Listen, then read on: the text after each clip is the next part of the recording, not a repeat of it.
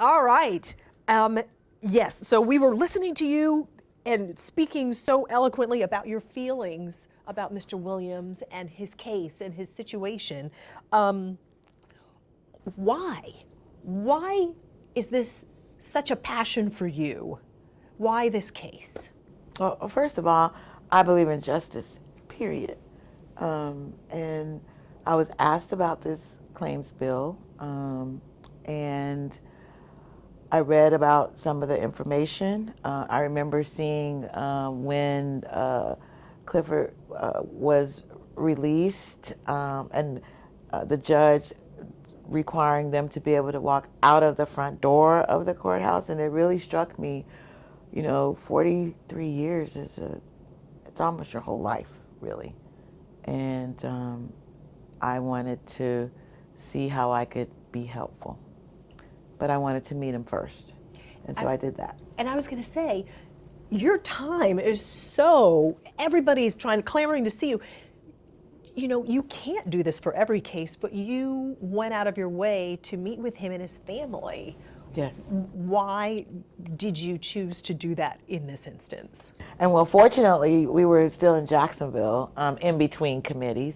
And I know that there were some feelings, if you will, of some in our city about the way the claims bill was going to arise. And so I just wanted to see who Clifford Williams was in person. I wanted to know how he was doing, how he was reintegrating. Did he have a family support system? Because I wanted that personal knowledge and personal information so I could connect the individual with what I was reading, what happened, and not only the conviction and integrity unit review, but I read some other things too, just to connect the dots. But it was interesting listening to you. You said he was no angel, but he's not a murderer. Right. And just your thoughts about that, because Well, and that goes to just learning a little bit about, more of a background that I didn't. He knows that he was no saint, and I don't want anyone to think that I believed that he was a saint. And there's nothing wrong with not being a saint, but there is something wrong with going to prison for something you did not do. And so I wanted to make a point of letting my committee members know that I understood all the circumstances, but I also understood that he was innocent. the words that have been used, insufficient evidence to convict, wrongfully convicted, the semantics are being argued, but do you believe in his innocence? I believe in his innocence, or I would have never filed the claims bill. Never. And I'm going to play devil's advocate here just for a moment. There's a lot of money that we're talking about here, $2.5 million.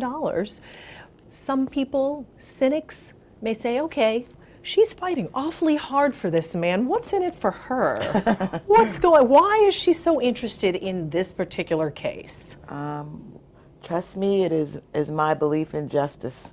And I believe that someone who did not commit a crime should not be locked up. And the state statute lays the foundation for an individual who is wrongfully incarcerated to be able to make a claim to the state for, I believe it's 50,000 a year, up to 2 million. And so it's may not necessarily be 2 million. And I didn't focus on the money. It doesn't matter to me. It's not my money.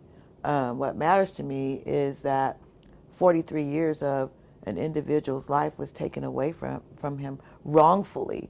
And so there is a need to help right that wrong And obviously, we all need finances to survive. And so maybe folks could look at it this way.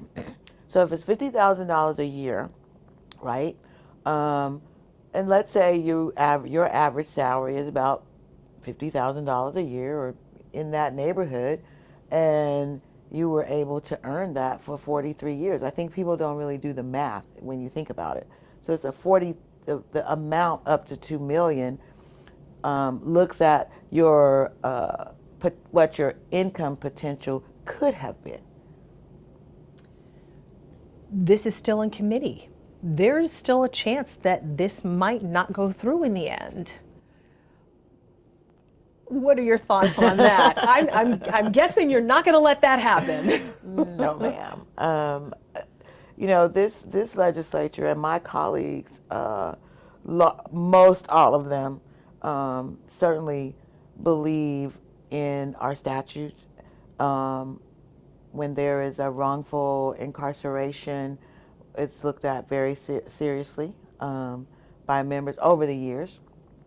The addition of the conviction integrity review division is added layer so that members, I believe, have more comfort if they need that, that we are doing the right thing. And I guess finally, when you take a look at him, he was here with his family. Regardless of who is saying what about this case, and it's so controversial for some people, when you look at him, do you feel it's all worth it? For me to do the claims bill? Absolutely. Like I said, I read not only the conviction integrity units information that they had.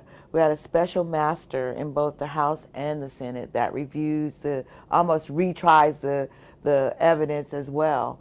And so I'm more than comfortable that every I was dotted, every T was crossed in a day where we have different technology, right? The scene was recreated in totality in the offices wherever the division does their work. And so no one should take it personally that there was a different outcome. Clifford Williams is not taking it personally.